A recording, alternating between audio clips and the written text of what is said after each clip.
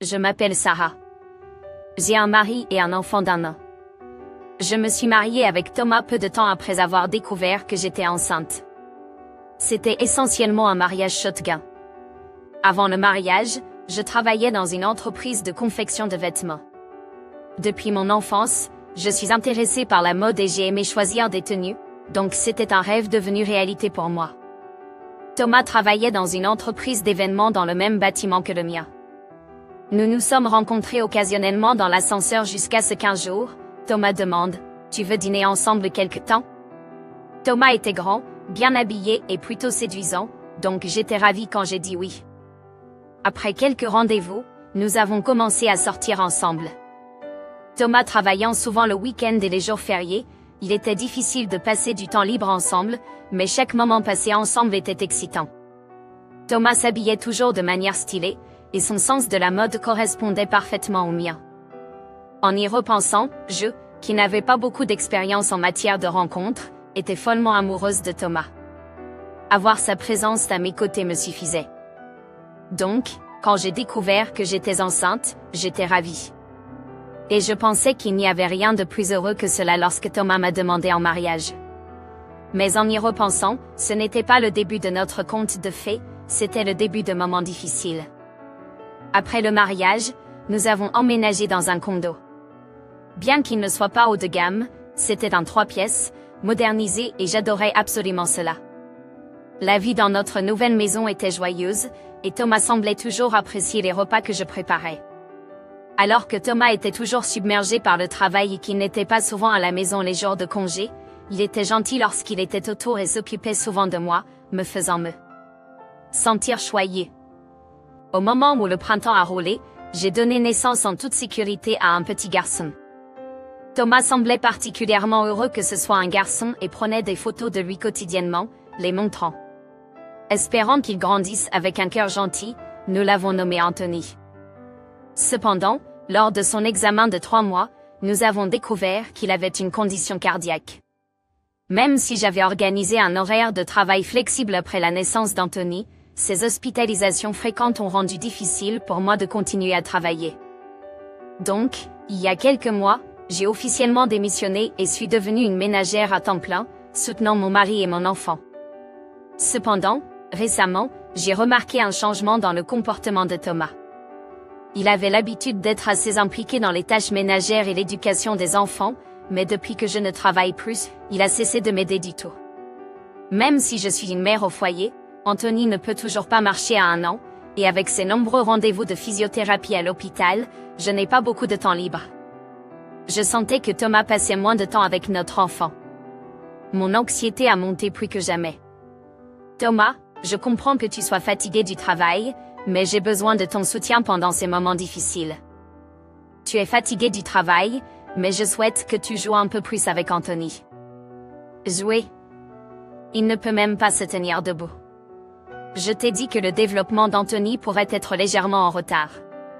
Tu t'occupais auparavant de choses comme changer les couches, tu te souviens?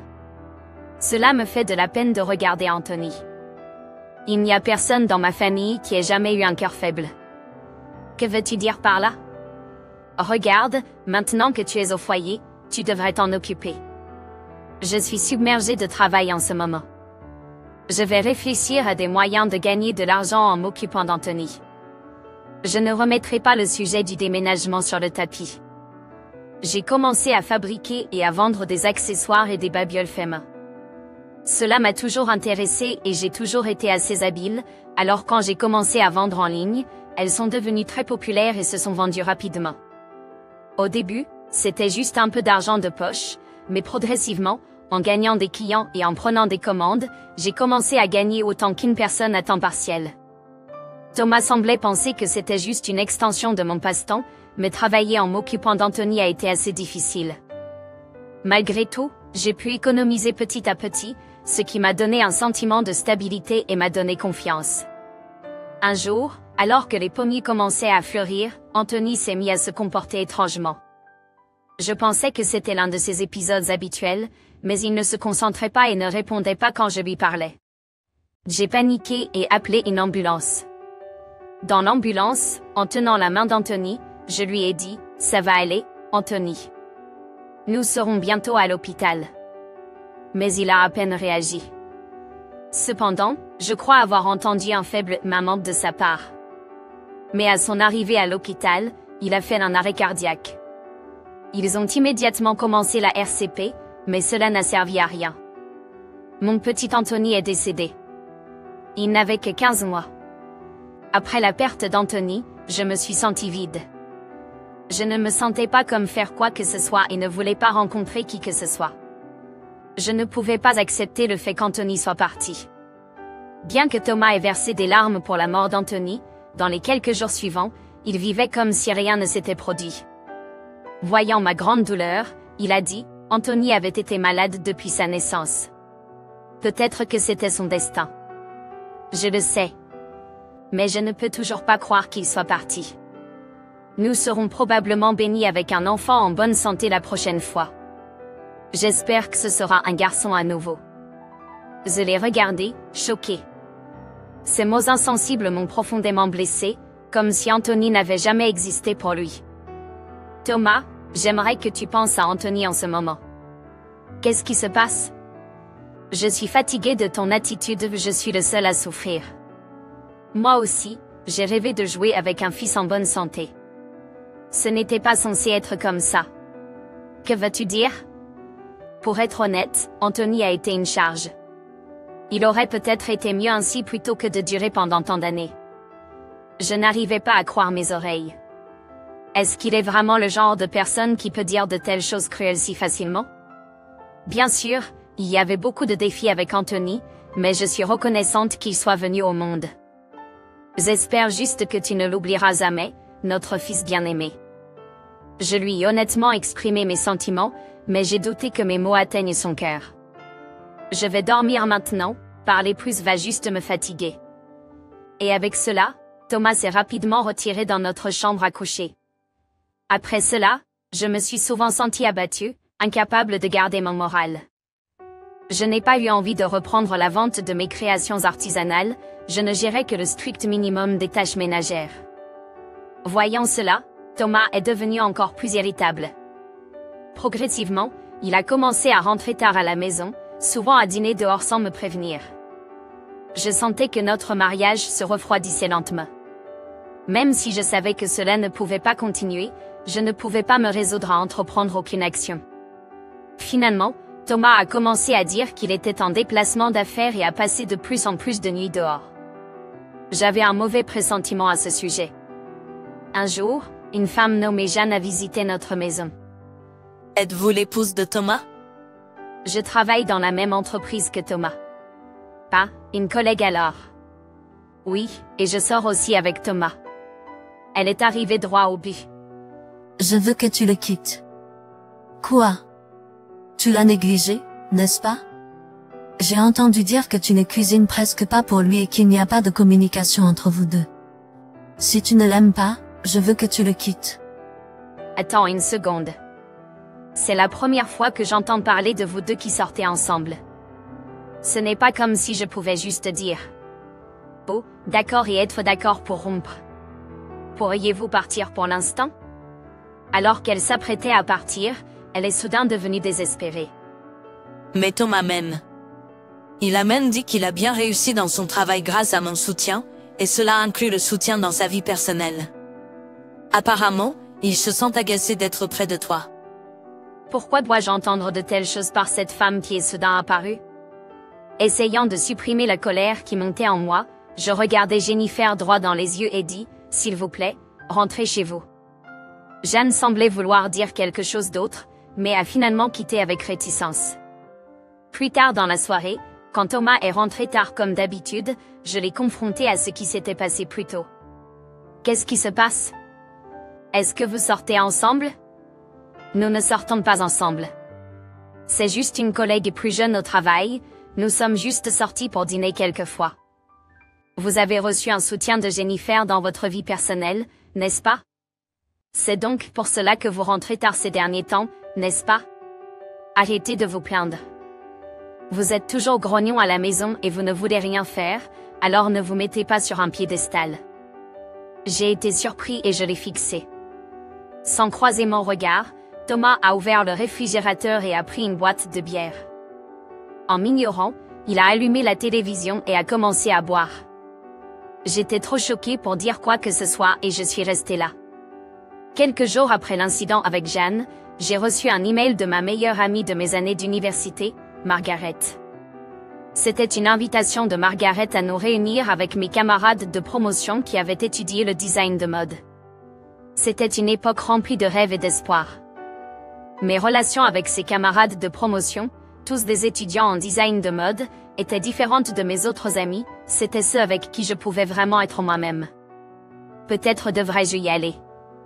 Mais d'un autre côté, la plupart de mes camarades de promotion ont réussi dans l'industrie du design. Je me sentais trop brisée et embarrassée pour me montrer devant eux. Pendant que je réfléchissais à tout cela, mon téléphone a sonné. C'était de Margaret, l'amie qui m'avait envoyé l'email. Sarah, ça fait longtemps. Tout va bien? Entendre ces paroles attentionnées de ma meilleure amie après tant de temps, je sentais qu'elle comprenait vraiment mon état actuel. Je ne suis pas sûre si je vais bien, ai-je dit, les larmes me montant aux yeux. Je suis libre aujourd'hui. Puis-je venir te voir? J'étais intensément heureuse, ressentant l'amour et la préoccupation de ma meilleure amie qui était prête à être à mes côtés immédiatement. Je veux te voir aussi. Au bout d'une heure, Margaret était à ma maison.